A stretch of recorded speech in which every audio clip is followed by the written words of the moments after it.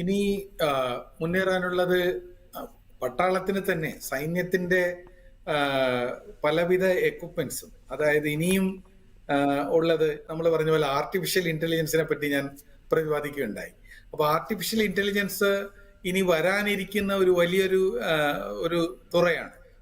അവിടെ വളരെയധികം നമ്മൾക്ക് പ്രോഗ്രസ് ചെയ്യേണ്ടിയിരിക്കുന്നു. അപ്പൊ അതിനു വേണ്ടിയുള്ള തയ്യാറെടുപ്പ് നടന്നിട്ടുള്ള തെളിവുകൾ ഈ കഴിഞ്ഞ ഓഫ് സിന്ധൂറിൽ എയർ ഡിഫൻസിൽ കാണിച്ചിരുന്നു. അതായത് പാകിസ്ഥാന്റെ ഡ്രോൺ ആക്രമണം നടന്നപ്പോൾ ആർട്ടിഫിഷ്യൽ ഇന്റലിജൻസ് വഴിയാണ് നമ്മളുടെ ഈ എയർ ഡിഫൻസ് ഗണ്ണുകൾ കൺട്രോൾ ചെയ്തതും നമ്മൾക്ക് പൂർണ്ണമായിട്ട് അവരുടെ എല്ലാ ഡ്രോണുകൾ നശിപ്പിക്കാനുള്ളത്. പക്ഷെ ഇത് ഒരു തുറ മാത്രമേ നമ്മളിപ്പോ കാണുന്നുള്ളൂ.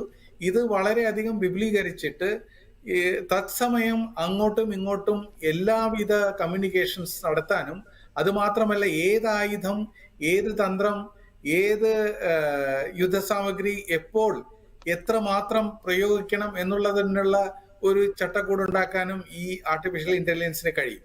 അതായത് ചില സ്ഥലങ്ങളിൽ മിസൈലുകൾ വരുമ്പോൾ അതും വെറും ഗ്രൗണ്ടിലേക്കാണ് വീഴുന്നെങ്കിൽ അവിടെ വെറും നമ്മൾ അമ്യൂണിഷൻ ഒന്നും വേസ്റ്റ് ചെയ്യുന്നില്ല. നമ്മുടെ കാര്യങ്ങളെല്ലാം എന്തുമാത്രം സാമഗ്രികളുണ്ട് അതിന്റെ ഉചിതമായിട്ടുള്ള അതേ അനുപാതത്തിൽ മാത്രമേ ഉപയോഗിക്കാവുന്നുള്ള അതിനും ആർട്ടിഫിഷ്യൽ ഇന്റലിജൻസ് സഹായിക്കും.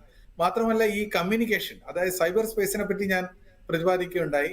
അവിടെയും വളരെയധികം തയ്യാറെടുപ്പുകൾ നടത്തേണ്ടിയിരിക്കുന്നു.